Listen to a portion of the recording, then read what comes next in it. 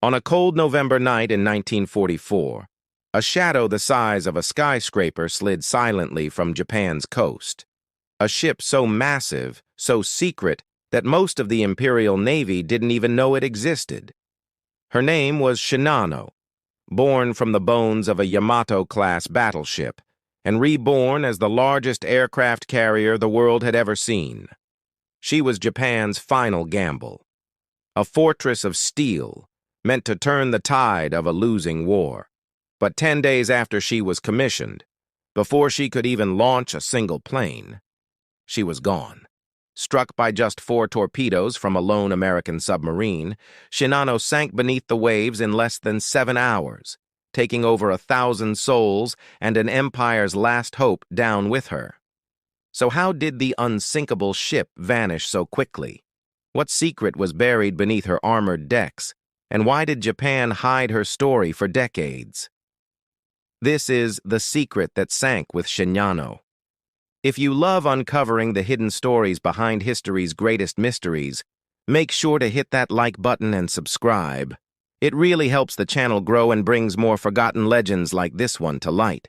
And if you're ready, grab your coffee, settle in, and let's dive deep into the ocean of secrets Japan tried to erase.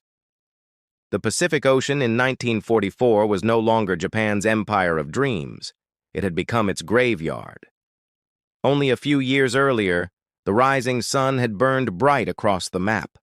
From the jungles of Burma to the beaches of the Philippines, from the coral atolls of Micronesia to the oil-rich fields of Indonesia, Japan's flag had flown high and defiant. The nation had dared to challenge the world's greatest powers, and for a while it seemed unstoppable. Pearl Harbor had stunned America, Singapore had fallen, and the Japanese Navy had ruled the seas with precision and pride. But wars are not won by moments of shock. They're won by endurance. And by 1944, that endurance was collapsing. The same seas that once carried victory were now filled with ghosts of ships that never made it home. In the skies, the roar of Japanese Zeros, once symbols of dominance, had turned into cries of desperation as newer, faster American Hellcats cut them from the clouds. The Empire's fuel reserves were vanishing, its supply lines torn apart, and the once mighty Imperial Navy was gasping for breath.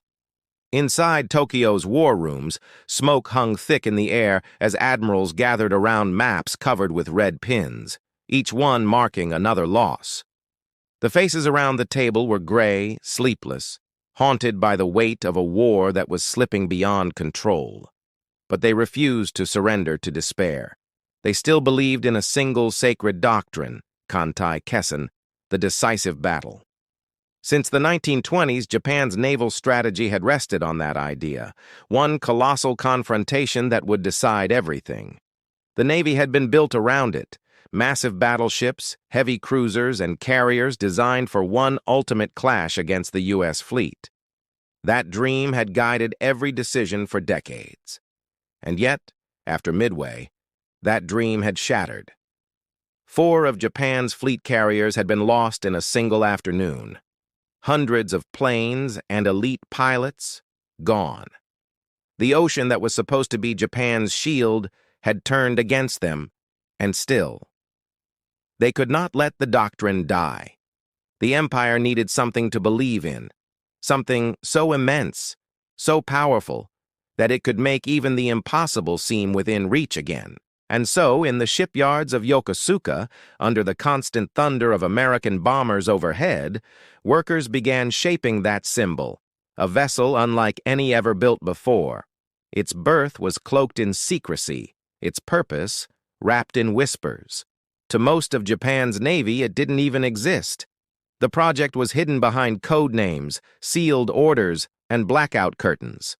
Only a select few knew that the unfinished hull of the 3rd Yamato-class battleship, a steel monster that had once been destined to carry the largest guns ever mounted at sea, was being reborn into something entirely different. Her new form would not fire shells, but launch planes. Her armor would be thicker than any carrier before her size unmatched by any nation. She was to be Japan's salvation, the floating fortress that could endure anything the Americans threw at her. To the men who toiled on her decks, she was a source of pride and punishment. The Empire's last great project, born from the ashes of defeat. They called her Shinano, but beneath the pride, there was fear. Not just fear of the enemy, but fear of failure. Japan's resources were drained, its shipyards crippled by air raids, its sailors rushed through training they barely had time to finish. The Empire was building miracles out of scraps, praying that sheer will could make up for the loss of skill and steel. Every rivet driven into Shinano's hull was a gamble against time, against bombs, against fate itself. And as the war crept closer to Japan's shores, the question grew heavier with every passing day. Could even the largest warship in history change a war already lost? The men in Tokyo dared not ask aloud, but they knew the answer in their hearts. The Shinano was not just a ship. She was a confession, a final act of pride from a nation standing on the edge of ruin. The empire that had once dreamed of ruling the Pacific now placed its faith in a single secret ship, unaware that this symbol of strength would soon become its most haunting ghost. In the beginning, Shinano wasn't meant to exist. Her steel bones were forged for another purpose, to become the third and mightiest of the Yamato-class battleships. These ships were meant to be gods of the sea, vast, armored giants carrying guns so massive that no enemy could challenge them. The Yamato herself was Japan's pride, a floating fortress that embodied the empire's belief that craftsmanship and courage could defy any industrial giant. Her sister ship Musashi followed soon after, equally monstrous, equally magnificent. Together they represented Japan's defiance of limitation, each one a declaration that the empire could outbuild and outfight the West. The Shinano was to be their crown, the ultimate battleship, heavier, stronger, more invincible than any vessel ever conceived. But destiny had other plans. The world was changing faster than steel could be laid, and Japan's admirals, still clinging to old doctrines, were about to learn that no amount of armor could protect against the speed of innovation. Then came Midway. In a single devastating afternoon, Japan lost 4 of its frontline carriers, Akagi, Kaga, Soryu, and Hiryu. The battle that was supposed to secure Japan's dominance became the turning point that began its collapse. Flames and oil stained the Pacific, and with them, the illusion of invincibility burned away. Suddenly, battleships no longer ruled the seas. Airplanes did. The ocean was no longer a stage for artillery duels. It was a launch pad for air power. The massive 18-inch guns of the Yamato-class, once symbols of supremacy, were now relics, too slow, too limited, too blind to strike back at enemies attacking from the clouds. Japan's naval doctrine had been built on precision and pride, but the Americans were fighting a different war, one of numbers, factories, and fuel. And in that new kind of war, Japan was already losing before it realized the rules had changed. So the Admiralty made a desperate choice. The unfinished hull of the third Yamato, the one that was supposed to carry those monstrous guns, would be reborn. The Empire could no longer afford to wait for battleships to duel. It needed aircraft carriers that could strike first and strike hard. The transformation would be radical, remove the barbettes meant for giant turrets, carve away the superstructure, and build an enormous flight deck capable of launching an entire new generation of planes. In theory, the result would be unstoppable. A carrier so heavily armored it could shrug off bombs and torpedoes alike. It would combine the offensive reach of air power with the near invulnerability of a battleship. On paper, it was brilliant. In reality, it was madness. The shipyards at Yokosuka were under constant bombardment, their workforce exhausted and undertrained, their materials in short supply. Welders worked through the night under the wail of air raid sirens, sometimes finishing a section only to flee for cover moments later. Every day the Americans grew closer. Every day the Empire grew weaker. but still the hammering continued, sparks flying against the darkness as if defying fate itself. To the men who labored on her, Shinano was a paradox, a miracle and a curse. Her hull was built like a mountain, her armor thicker than any carrier before her, but she was being constructed in chaos.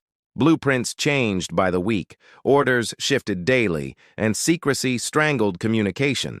Even many of the officers who would later serve aboard her had never seen her name written down. She existed in whispers, a shadow ship, the Empire's last hope wrapped in silence. As the months passed, her colossal frame took shape in the dock, a monster half-born, half-buried beneath tarp and smoke. She seemed to symbolize everything Japan had become. Powerful, proud, and utterly trapped by its own ambition. The same vision that had built the Yamato now haunted her, a belief that size and armor could replace adaptability and truth.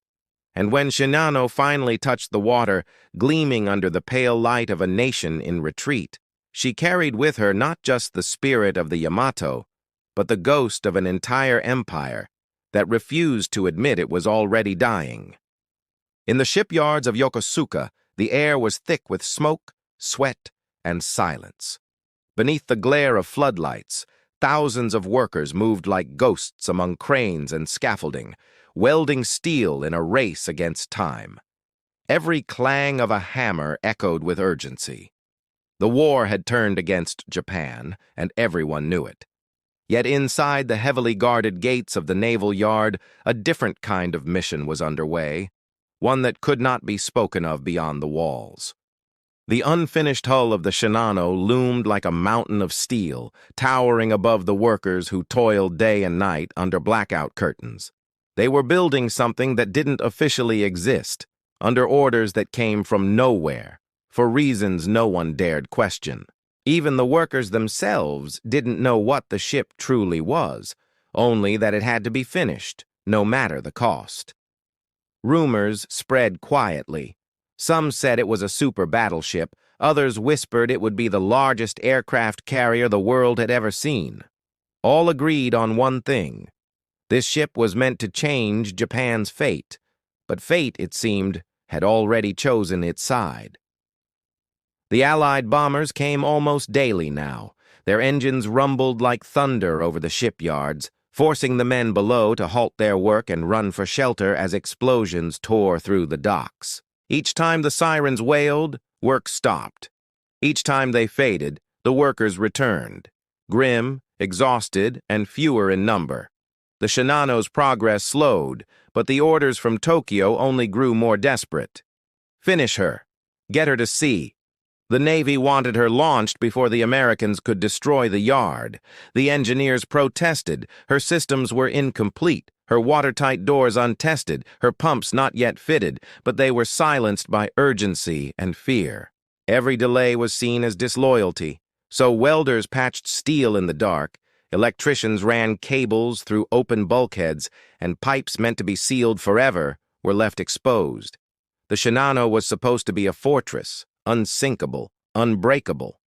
But she was being built on foundations of haste and hope. For the men working on her, the ship became something personal, both a burden and a symbol. They called her the Ghost, because she seemed to exist somewhere between life and legend.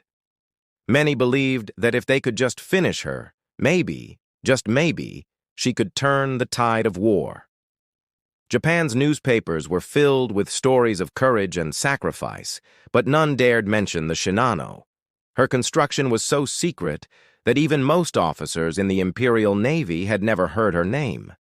Her plans were stored in locked rooms, guarded by armed sentries. When senior engineers spoke about her, they used code words. The idea was simple. If the Americans didn't know she existed, they couldn't destroy her. But the irony was cruel. This obsession with secrecy also meant no proper testing, no coordinated training, and no preparation for the crew that would one day sail her. A secret, after all, can't be tested in the open. And so, Japan's greatest carrier was taking shape behind closed doors, unseen, unready, and dangerously fragile beneath her armor. By late 1944, the Shinano was nearly complete, at least on the surface. Her hull gleamed with fresh paint, her engines were fitted, and her vast flight deck stretched across the water like a runway to the horizon. She looked invincible, but inside the truth was different. Her compartments were unfinished, her watertight bulkheads incomplete, her pumps still untested. The Empire was out of time. The Americans were closing in on the Philippines, their submarines prowling even Japan's home waters. The order came down, launch her now, move her to Kure for final fitting. The engineers knew it was madness, but no one dared resist. The Shinano would leave Yokosuka not as a completed warship, but as a colossal secret in motion, a half-built dream wrapped in armor and illusion. And as she prepared for her first and only voyage, the men who built her could only watch in silence, wondering whether the ship they'd poured their souls into would carry Japan's salvation or its final tragedy. When the Shinano was finally commissioned on November 19, 1944, she should have been a moment of triumph, the dawn of a new chapter for Japan's fading navy. Instead, it felt like a secret confession. The ceremony was small, quiet, and somber. No parades, no fanfare, no crowds waving flags. Just a handful of officers, engineers, and sailors standing in the cold wind as the imperial flag was raised over her unfinished deck. To anyone watching, she looked magnificent, a mountain of steel and power, her gray hull gleaming under the morning sun. She was larger than any carrier ever built, wider than a city street, taller than most buildings in Tokyo. From a distance, she appeared unstoppable, but up close, the truth whispered through every seam. She wasn't ready. Her watertight doors didn't close properly, her compartments hadn't been pressure tested, and her crew had never once completed a full emergency drill. She was a masterpiece of ambition, but a disaster of preparation. Inside, the Shinano felt like a half-finished city. Fresh paint still clung to the walls, rivets glistened, and the smell of welding hung in the air. Sailors walked through corridors that ended abruptly in sealed-off bulkheads, their footsteps echoing in rooms meant to hold aircraft that hadn't yet arrived. The crew numbered nearly 2,400 men, but most of them were transfers from other ships, strangers to one another, unfamiliar with the vessel they now called home. Many were young recruits, barely trained, their faces still round with youth.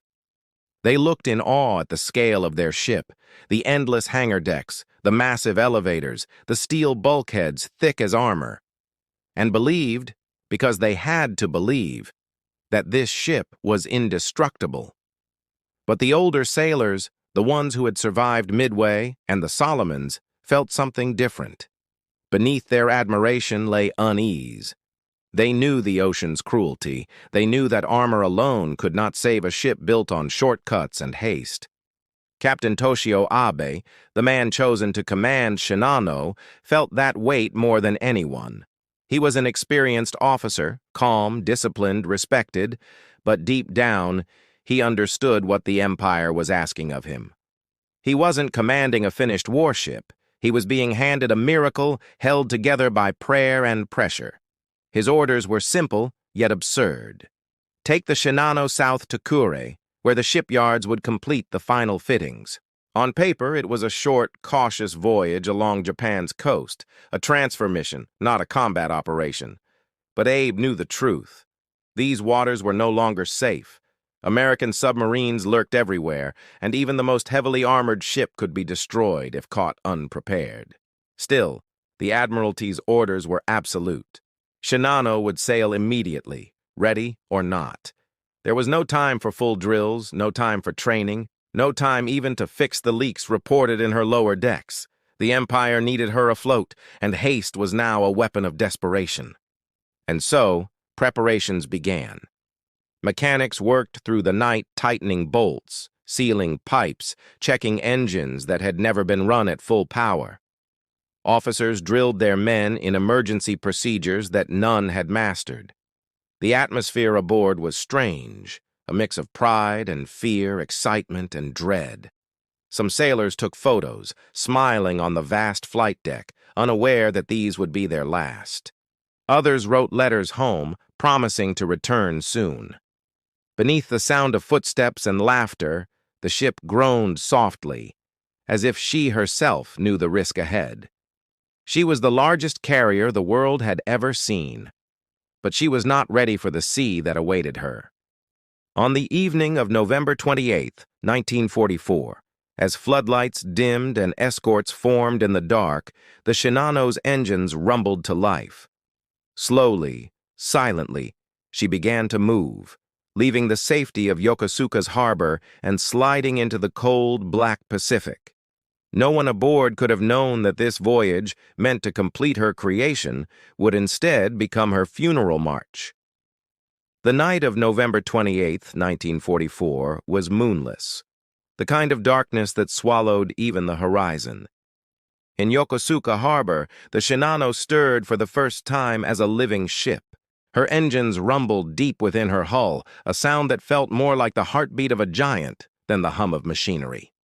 Searchlights swept briefly across her deck, then faded into blackout. Every move was cloaked in secrecy. Not even the workers who had built her were allowed to watch her leave. To them, she had simply vanished into the night, the phantom they had labored for now, gone to war. On the bridge, Captain Toshio Abe stood at the center window, his hands clasped behind his back, his gaze fixed on the black water ahead. His orders were clear: reach cure at all costs. His crew, untested, nervous, half-trained, moved quietly through their stations, each man aware that they were sailing aboard something extraordinary. And yet, beneath the pride, there lingered a tension that no one dared speak aloud, the feeling that the Shinano wasn't truly ready to face the sea.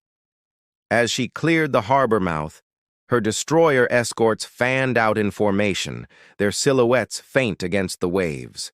The air was cold, sharp, and heavy with salt. Somewhere beyond the coastline, the faint glow of Tokyo flickered beneath the haze, a city that still pretended the war could be won. But out here, there were no illusions. The men who stood watch along Shinano's rails saw only the endless darkness of the Pacific, and they knew what lurked beneath it. American submarines prowled these waters like sharks, unseen but ever present. The crew had been briefed about the dangers, but confidence ran high among the officers. They believed in their ship's invincibility, her thick armor, her watertight compartments, her double-layered hull. They told themselves that even if a torpedo struck, the Shinano would shrug it off. She was too large, too strong to fall, but superstition clung to the men like salt on their skin. Some whispered that sailing a ship before it was complete invited bad luck. Others prayed quietly under their breath as the coastline slipped away behind them. The sea was calm, eerily calm, as if holding its breath for what was about to come. Below decks, the life of the ship unfolded in uneasy rhythm. The hangar decks were nearly empty. No aircraft, only crates of supplies, repair tools, and barrels of fuel. The air was thick with the scent of oil and paint. Crews inspected pumps, adjusted gauges, checked the watertight doors again and again. Many of them knew something was wrong. The pumps wheezed unevenly, the doors jammed, the fittings still leaked. But orders were orders, and complaints had no place in a Navy that prized obedience above all else. Captain Abe kept his thoughts to himself, but in his private log he noted concerns: untested systems, incomplete drills, the inexperience of his crew. Still, he pushed them onward. The Empire's eyes, though blind to her existence, depended on this ship's survival. To lose her now, before she was even ready for battle, would be a humiliation too great to bear. And so, the Shinano pressed forward into the blackness, her bow cutting through the cold Pacific with steady determination. Far beneath her, however, something else moved, silent, patient, watching.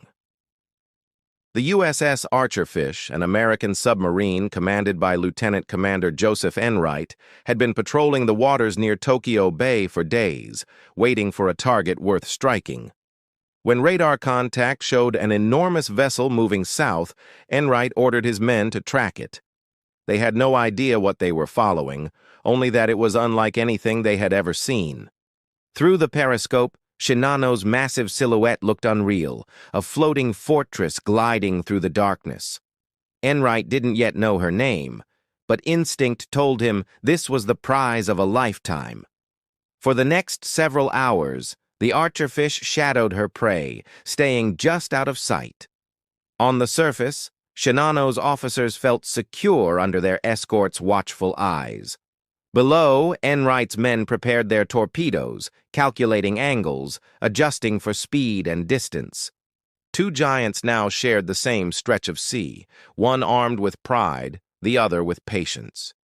Neither knew that, before dawn, only one would remain afloat. The Pacific that night was unnaturally still.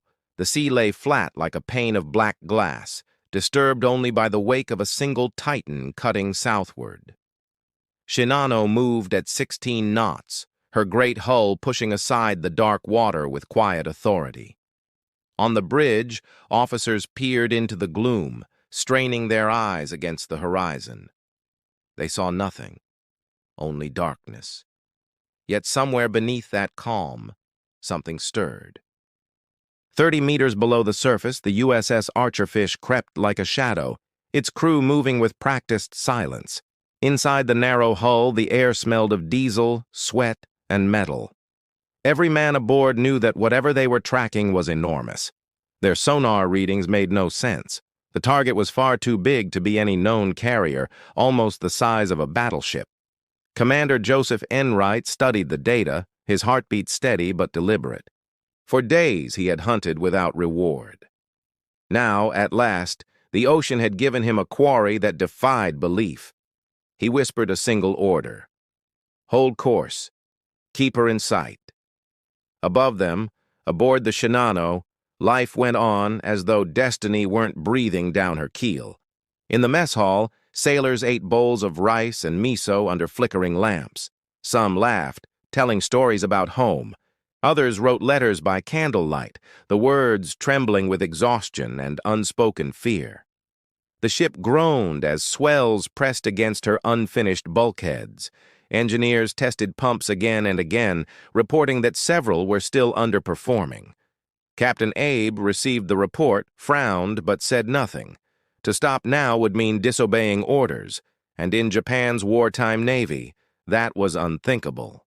He gave a single command. Maintain course.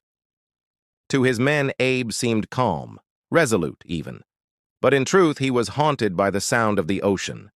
He had served long enough to know what hid beneath its surface. He had seen ships vanish in moments, swallowed by explosions they never saw coming. Still, he trusted in Shinano's armor, in the myth of invincibility that surrounded her. She was the largest carrier ever built. Surely, he thought, no submarine could bring down a fortress of this size. Below, Enright and his crew were positioning for the kill. Hours passed in near total silence, broken only by the soft hum of machinery and the creak of metal under pressure. The submarine rose and fell with the swell, its periscope slicing through the waves.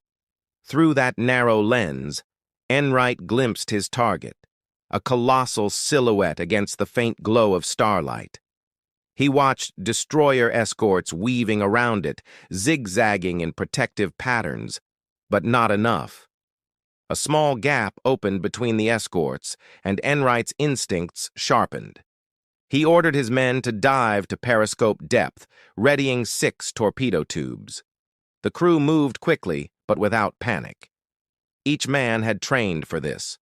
The delicate choreography of a submarine attack. Numbers were whispered, angles calculated, bearings checked. Then Enright gave the quietest of commands.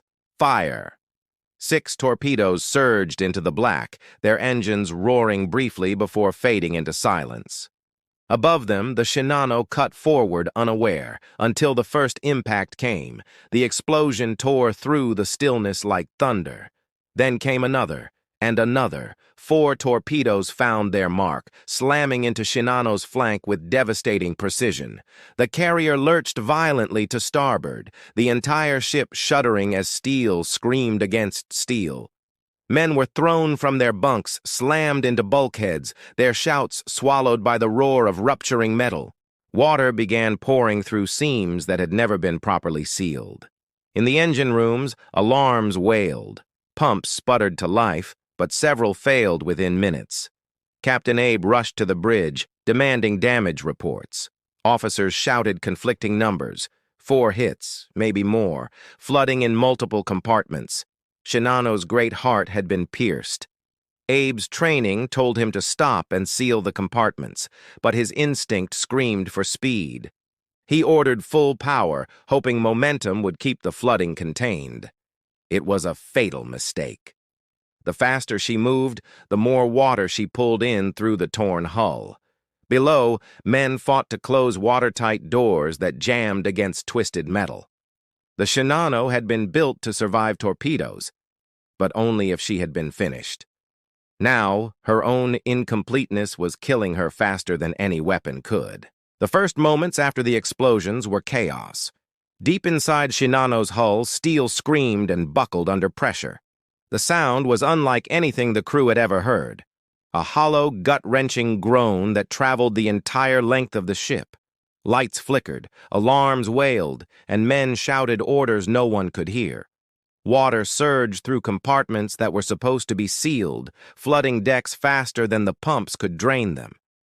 Within minutes, the lower engine rooms were knee-deep in seawater, the smell of oil and salt thick in the air. In the darkness, flashlights danced like fireflies as damage control teams fought to reach the breaches. But the corridors were twisted, the hatches jammed, and the blueprints, still incomplete, didn't match reality. Sailors tried to follow the plans pinned to the walls, only to find bulkheads where doors should have been. "We can't stop it!" someone screamed.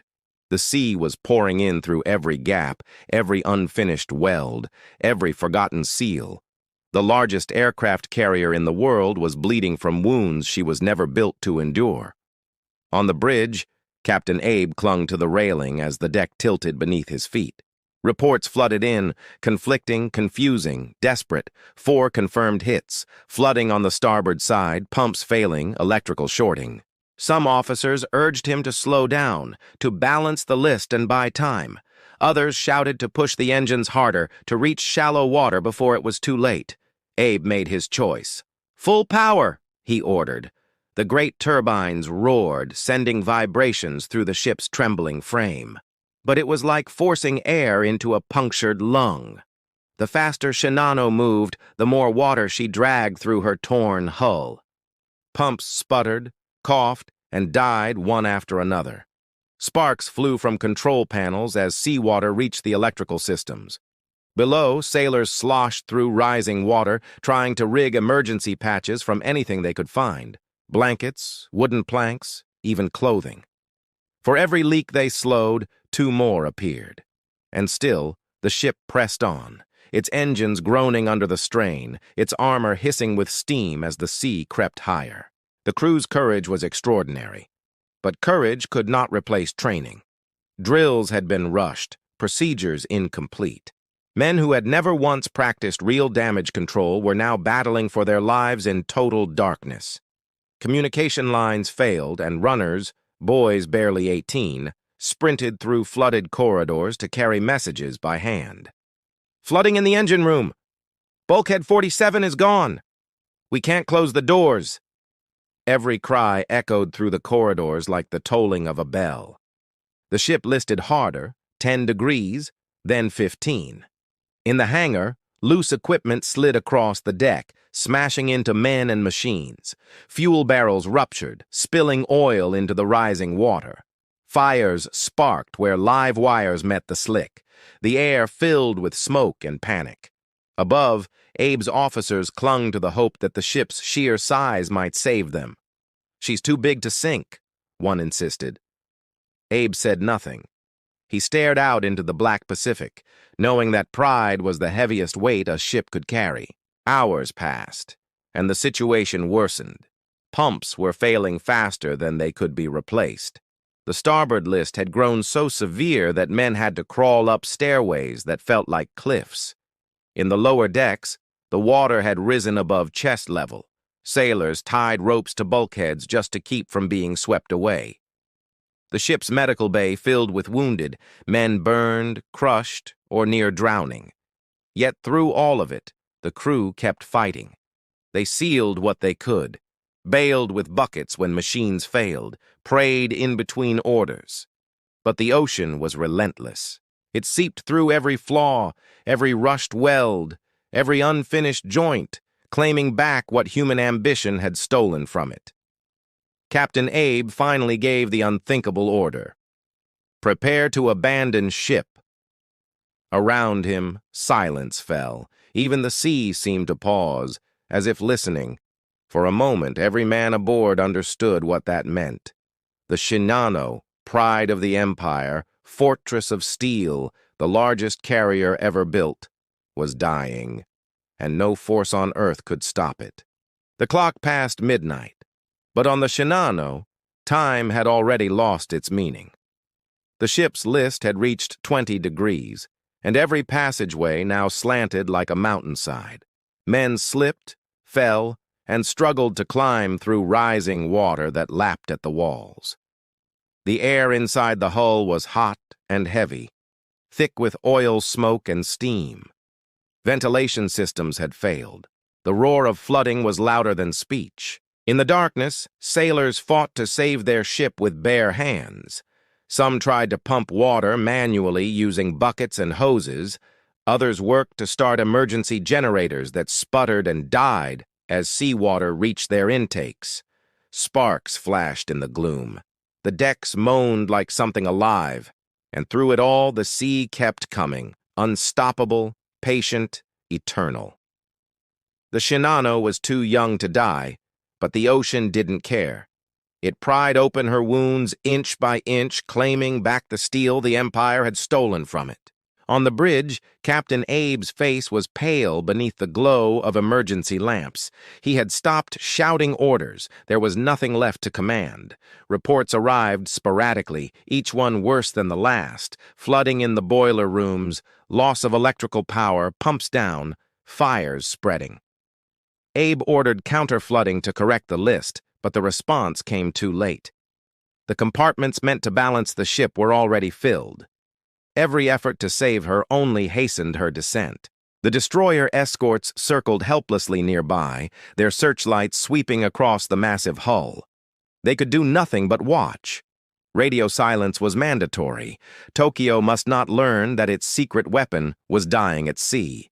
The Shinano's crew, soaked and exhausted, clung to railings and pipes as the ship rolled farther. Some refused to believe it. "She can't sink," one officer muttered. "She's unsinkable." But the word hung in the air like an accusation. Everyone aboard had heard it before, at Midway, at Truk, at every battle where pride had spoken louder than reason. Below decks, the tragedy reached its most human scale.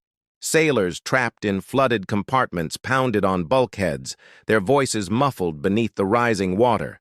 Others tried to break through jammed doors with hammers and wrenches.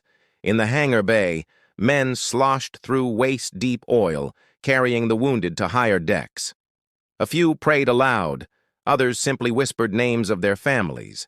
The list grew steeper, 25 degrees, then 30. Machinery broke free and tumbled like boulders. Every light flickered out one by one until the ship was swallowed in total darkness. Outside, the cold Pacific was eerily calm, reflecting the glow of distant fires. Inside, the Shinano had become a maze of shadows and screams. At 03 Eros, the power failed completely. Pumps stopped. Fans stopped. Even the alarms fell silent. All that remained was the sound of water, rushing, hissing, devouring. The crew knew what came next. When a ship this size begins to die, it dies slowly, dragging every man and memory with it into the deep. Just before dawn, Captain Abe stood one last time on the bridge. The sky in the east had begun to pale, streaked with the faintest light of morning. The Shinano was nearly on her side now, her great flight deck angled toward the horizon. Abe turned to his officers, the few still standing, and gave his final command: "Save as many as you can." Then he removed his cap, bowed toward the rising sun, and remained at his post. At 10:18 a.m., the world's largest aircraft carrier rolled to starboard and capsized. Her armored deck struck the water with a thunder that echoed for miles. A column of air burst from her compartments as she sank, and then silence. Where moments before had stood a floating fortress of 72,000 tons, there was now only churning foam and drifting oil. The Shinano was gone. 7 hours after being struck, she slipped beneath the Pacific, taking over 1,400 men with her, and with them, the last illusion of Japan's naval invincibility. Dawn broke cold and merciless over the wreckage. The sea that had swallowed Shinano only hours before was now eerily calm, as if nothing had happened. But scattered across the waves were hundreds of men, shivering, oil-soaked, clinging to bits of debris that had once been their ship. Some cried out for help. Others floated silently, their faces pale in the gray morning light. The destroyer escorts moved slowly among them, lowering nets and ropes, pulling survivors from the freezing water.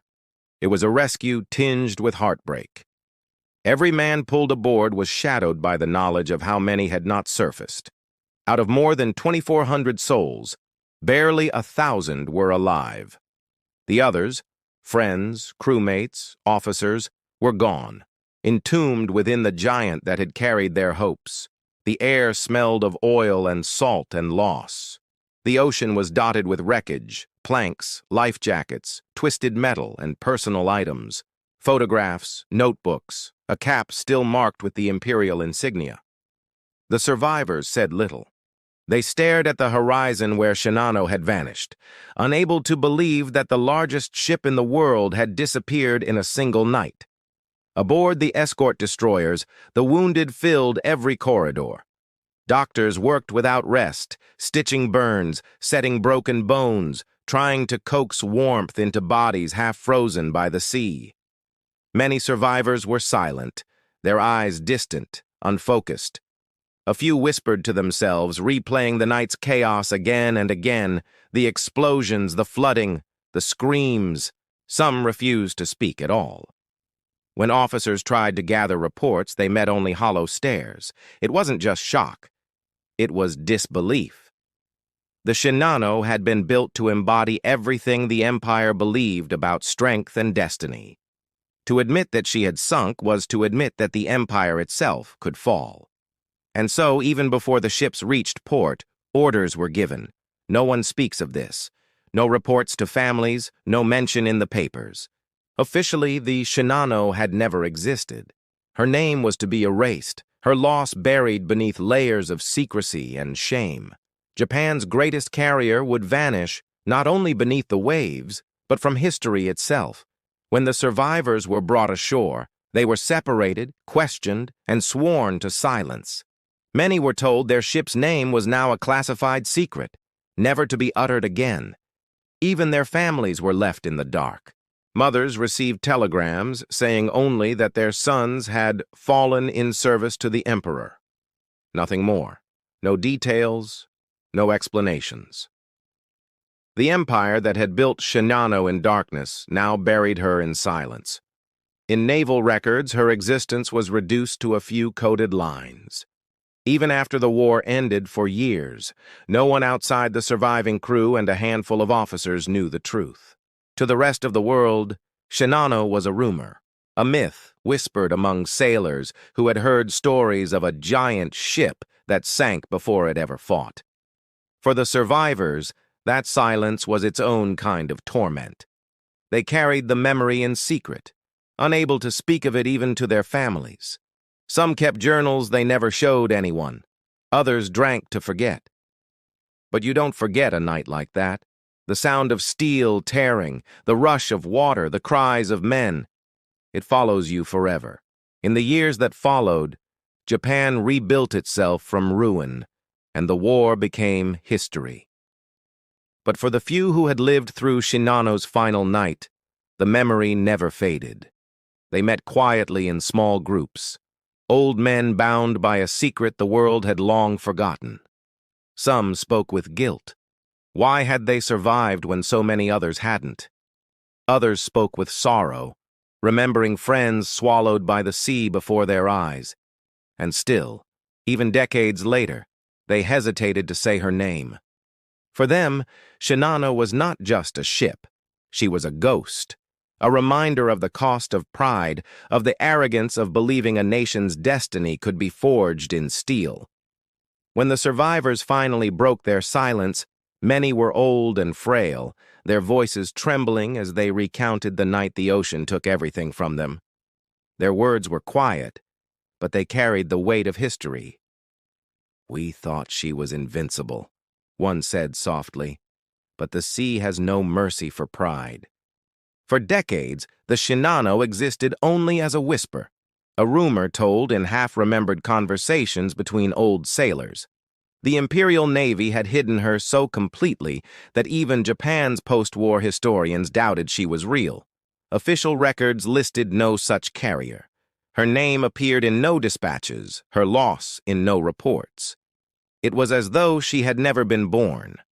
Only those who had seen her, the few hundred survivors scattered by war and silence, knew the truth.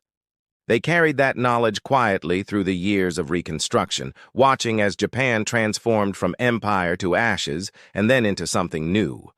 The world moved on, but the ocean never forgets. Beneath the waters off Honshu, Shinano slept undisturbed, her colossal frame resting in darkness. Around her lay the remnants of an age when men believed steel could conquer destiny. And though the sea had claimed her, it had also preserved her. The largest ship ever built that never fired a shot, a monument to a nation's final, desperate dream. The truth began to surface only after the war, when Allied intelligence declassified reports and survivors quietly shared fragments of their memories. Western researchers were stunned. The Americans had known nothing of the Shinano's existence until Commander Joseph Enright, the man who had fired those fatal torpedoes, submitted his patrol log. His superiors had doubted him at first. They thought he must have miscalculated. The ship he claimed to have sunk was far too large to have existed. But when captured Japanese documents began to surface, the impossible became fact. Enright had destroyed the secret giant of the Imperial Navy, a warship so massive, so hidden, that it had gone to sea unfinished and untested. He was awarded the Navy Cross, and the Archerfish became legend among the silent service. Yet even Enright himself would later admit that what he sank that night was more than a ship. It was an idea, the belief that sheer power could outmatch preparation, that pride could outweigh practicality. The Shinano's death had proved that no armor was thick enough to protect a flawed vision. In Japan, the story emerged slowly, cautiously. Survivors began to speak in interviews, their voices aged but steady. Some described the fear of that night. Others spoke of the pride they once felt serving aboard the Empire's greatest vessel. A few wept as they remembered Captain Abe, a man who went down with his ship rather than abandon her.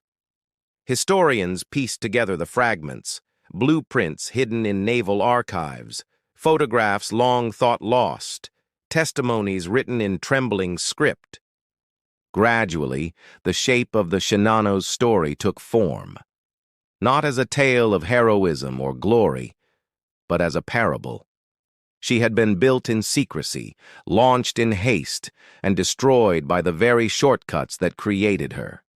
Her armor had been thick, but her soul, the training, the testing, the preparation, had been thin. She had embodied the Empire's greatest contradiction, strength without readiness, power without time. When her secret finally resurfaced, Japan looked back not with pride, but with quiet reflection. The Shinano was no longer a weapon. She was a warning. Today, the Shinano still lies beneath the waters of the Pacific, somewhere off the coast of Japan, nearly 3,000 feet below the surface. No diver has ever reached her. No expedition has mapped her completely. She rests there in the dark, half legend, half grave, her steel hull preserved by the cold silence of the deep. Around her, the ocean has grown quiet, as if guarding her secret even now. But through the stories of those who built her, sailed her, and sank her, she lives on. The Shinano's legacy is not one of victory or defeat, but of humility. She reminds us that power built in haste, hidden in pride, and launched in denial will always be claimed by the truth. And the truth, like the sea, cannot be buried forever. For the men who still remember her, the Shinano is more than a ship. She is the echo of an empire's final breath, the secret that the Pacific kept, until it was ready to tell the world. The sea has many secrets. Some are lost forever. Others simply wait for the right moment to be remembered. The Shinano was more than steel and rivets. She was a dream. Japan's last fragile hope that power alone could change destiny. But in the end, she proved the opposite. The ocean does not bow to pride, and history never spares those who rush against truth. For decades, her story lay silent beneath the waves, unseen, unheard, almost forgotten. Yet even now, her name whispers through the deep, a reminder that every empire built on denial will one day meet the tide. And so the question lingers. If the Shinano had lived to fight, would she have changed the war? Or was she always meant to vanish, a symbol of what happens when human ambition sails faster than wisdom can follow?